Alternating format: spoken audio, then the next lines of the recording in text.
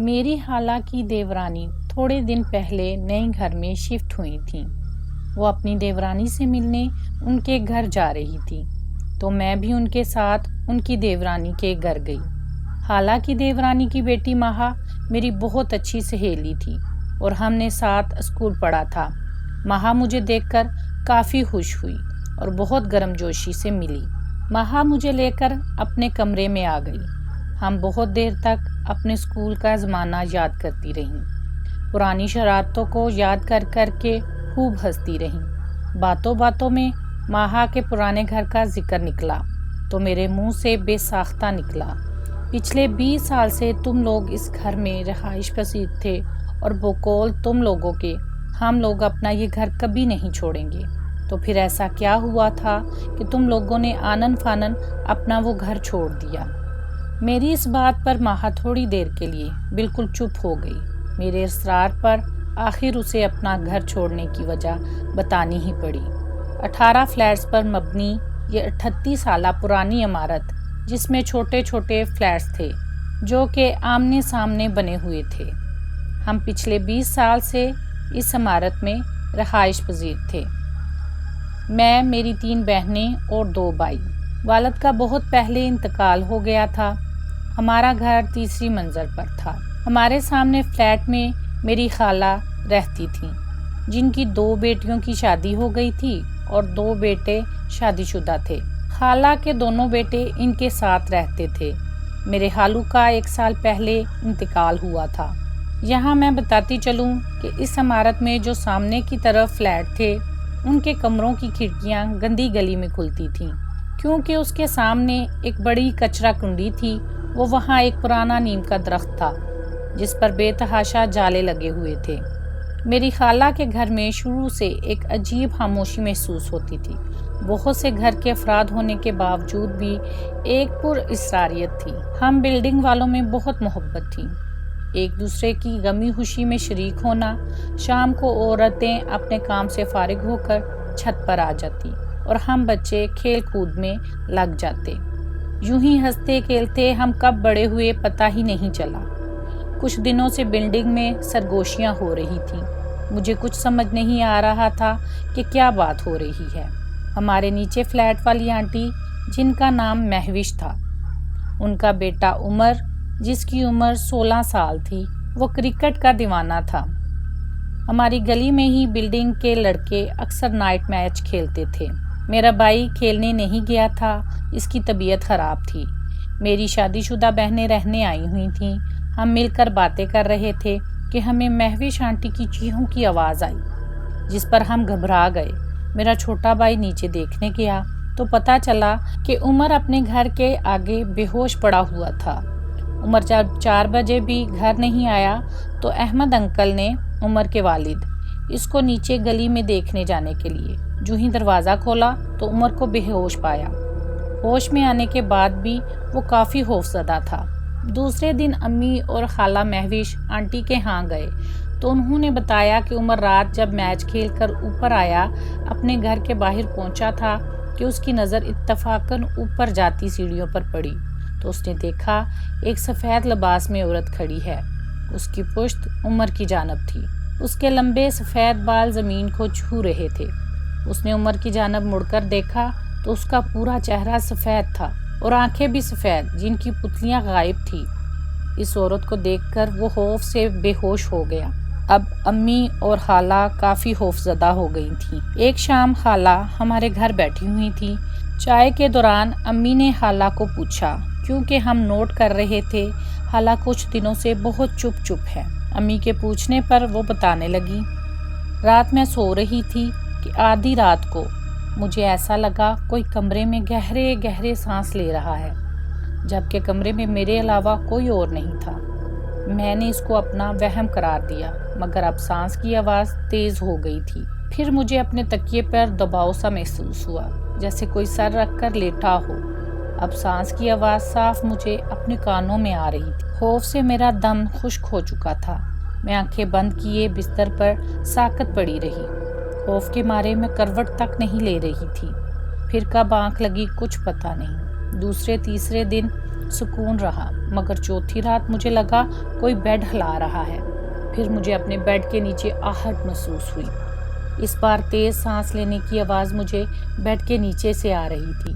میں گھبرا کر کمرے سے باہر نکل کر ٹی وی لانچ میں آ گئی۔ گھڑی پر نگاہ پڑی تو رات کے 3 بج رہے تھے۔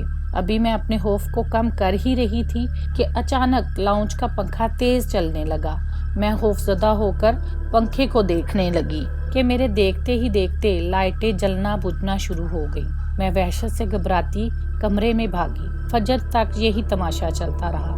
اذان ہوتے ہی یہ سلسلہ رک گیا۔ حالانکہ اس بات سے ہم سب خوف زدہ ہو گئے۔ حالہ نے ایک بزرگ کو بلایا تو انہوں نے حالہ کی کھڑکی سے نظر آنے والی گندی گلی کی جانب اشارہ کر کے بتایا کہ اس گلی میں جو درخت ہے اس پر بہت طاقتور اسیب ہے، اور یہ درخت ایک چڑیل کا مسکن ہے جو جانے کب سے یہاں پر قبضہ کیے ہوئے ہے، اور سامنے جتنے بھی گھر ہیں جن کا رخ گندی گلی کی طرف ہے، ان گھروں کو اب زیادہ خطرہ ہے۔ پہلے یہ پر اسرار مخلوق خاموش تھی، مگر اب یہ اپنی موجودگی ظاہر کر رہی ہے۔ اب اکثر رات میں بلڈنگ کے لوگوں کو وہ عورت اترتی چڑھتی دکھائی دینے لگی۔ خوف ہمارے دلوں میں بیٹھ گیا تھا، مگر اللہ کا شکر تھا کہ ایسا کوئی واقعہ میرے گھر والوں کے ساتھ اب تک پیش نہیں آیا تھا، مگر ایک ڈر تو تھا جو کسی وقت بھی رونما ہو سکتا تھا۔ اب شام ہوتے ہی سب اپنے گھروں میں چلے جاتے تھے۔ بلڈنگ میں پہلے والی رونق ختم ہو گئی تھی۔ میرا بہت دل چاہ رہا تھا روحی آنٹی کے گھر جانے کا۔ ان سے پچھلے 1 ہفتے سے میں نہیں ملی تھی۔ وہ مجھے اپنی بیٹیوں کی طرح چاہتی تھیں۔ ان کے 3 بیٹے تھے، تینوں باہر سیٹل تھے، اور ایک بیٹی ان کی کب کی شادی ہو گئی تھی۔ میرا آنٹی کے گھر بہت آنا جانا تھا۔ شام کے وقت میں اور امی آنٹی کے گھر چلے گئے تو آنٹی بہت زیادہ کمزور لگ رہی تھیں۔ آنکھوں کے نیچے کافی ہلکے دکھائی دے رہے تھے۔ میں نے پوچھا، کیا ہوا ہے آنٹی؟ آپ بیمار لگ رہی ہیں؟ تو آنٹی کی آنکھوں میں آنسو آ گئے۔ وہ بولی، رات فاروق کو اپنے کسی دوست کے بیٹے کی شادی میں جانا تھا۔ فاروق روحی آنٹی کے شوہر ہے۔ رات میں اکیلی تھی، دل بہت گھبرا رہا تھا۔ میں آ کر کمرے کی کھڑکی میں کھڑی ہو گئی۔ میری نگاہ درخت پر پڑی تو مجھے لگا جیسے 2 آنکھیں مجھے گھور رہی ہیں۔ میں خوف زدہ ہو کر بیڈ پر آ کر بیٹھ گئی۔ اپنا خوف زائل کرنے کے لیے میں ٹی وی اونچی آواز میں لگا کے بیٹھ گئی۔ ٹی وی دیکھتے دیکھتے مجھے نیند کے جھونکے آنے لگے تو ٹی وی بند کر کے میں سو گئی۔ سوئے ہوئے پتہ نہیں مجھے کتنی دیر ہوئی ہوگی کہ مجھے لگا جیسے بیڈ پر کوئی لیٹا ہے۔ رات کے 1 بجے کا وقت ہوگا۔ میں سمجھ گئی کہ فاروق آئے ہوں گے اور انہوں نے مجھے نیند سے جگانا مناسب نہیں سمجھا۔ بیل بجا کر چابی سے گیٹ کھول کر اندر آ گئے ہوں گے۔ میں نے کروٹ بدلی تو خوف سے میرے رونگٹے کھڑے ہو گئے۔ میرے برابر ایک عورت لیٹی ہوئی تھی جس کے سفید لمبے بال منہ کو ڈھانپے ہوئے تھے۔ اس سے پہلے میں چیخ مارتی، وہ میرے دیکھتے ہی دیکھتے کھڑکی میں کہیں غائب ہو گئی۔ اس کے بعد مجھے نہیں پتا کیا ہوا، جب میری آنکھ کھلی تو فاروق کو اپنے سرہانے پریشان بیٹھے پایا۔ بس تب سے میری یہ حالت ہے۔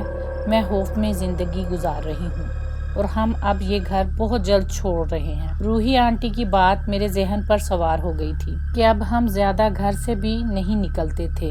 ایک رات میری خالہ کا بیٹا اپنے دوست کے گھر گیا ہوا تھا۔ رات آتے آتے اسے 2 بج گئے تھے۔ وہ بلڈنگ کی سیڑھیاں چڑھ رہا تھا۔ اسے لگا جیسے کوئی اس کے پیچھے سیڑھیاں چڑھ رہا ہے۔ اس نے پیچھے پلٹ کر دیکھا تو وہی عورت آہستہ آہستہ سیڑھیاں چڑھ رہی تھی۔ میرا کزن خوف سے وہیں دیوار سے لگ کر کھڑا ہو گیا۔